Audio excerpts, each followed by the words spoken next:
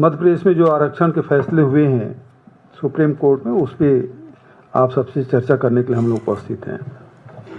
Bharatiya Janata party की चाल चरित्र चेहरा अब उजागर हो गया है। एक बार फिर से साबित हो गया है कि ओबीसी का चेहरा सामने रखकर लोगों के, खासकर ओबीसी के हितों पे ठगी करते हैं। 25 जून को फैसला आ गया कि इसमें कोई रोक नहीं है। 25 जून से आज 3 दिन हो गया, लेकिन भारतीय जनता पार्टी की सरकार के कान में जू तक नहीं रेंगी है।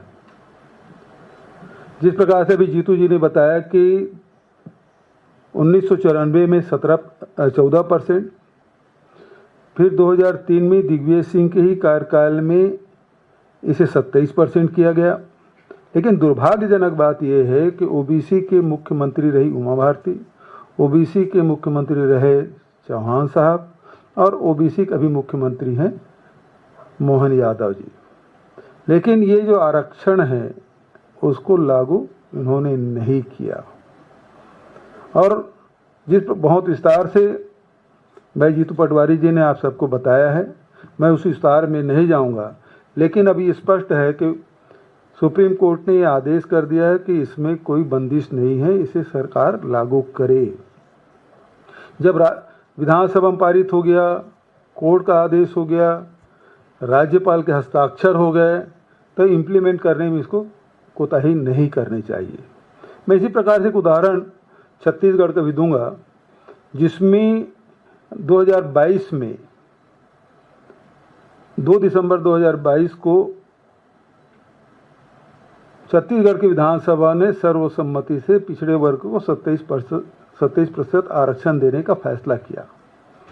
इसके पहले 2 या 3 नवंबर को जब राज्य स्थापना दिवस के समय मुख्य अतिथि के रूप में राज्यपाल महोदया अनुसुईया उइके जी आई थी, तो उन्होंने सार्वजनिक रूप से कहा और मुझे व्यक्तिगत रूप से भी कहा कि आप बिल पारित करिए, मैं एक दिन भी इस बिल को नहीं रोकूंगी।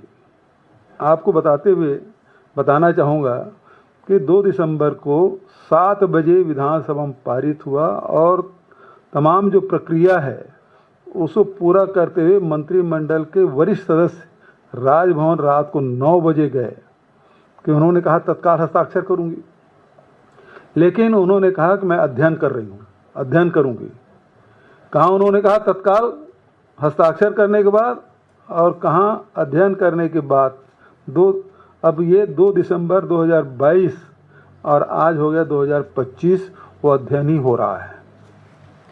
जबकि विधानसभा पारित है, राज्यपाल अपने अधिकारों के किस प्रकार से दुरुपयोग करते हैं, इसमें मामले में सुप्रीम कोर्ट ने कई बार फटकार भी लगाई भारत सरकार को कि राज्यपाल को ये अधिकार नहीं दिया जाता।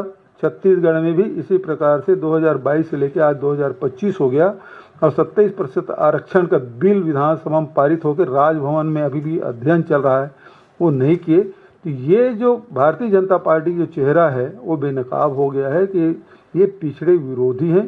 पिछड़ों के खिलाफ में जो फैसला करते बने वो करते हैं।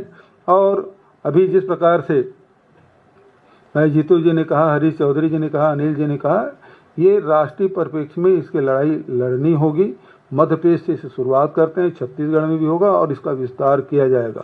तो आज जो अब भारतीय जनता पार्टी संविधान को भी नहीं मानती, इसका जीता जागता उदाहरण कि कोर्ट के फैसले हो गए, विधानसभा में पारित हो गए, उसको भी ये लागू नहीं कर रहे हैं। ये बेहद दुर्भाग्यजनक स्थिति।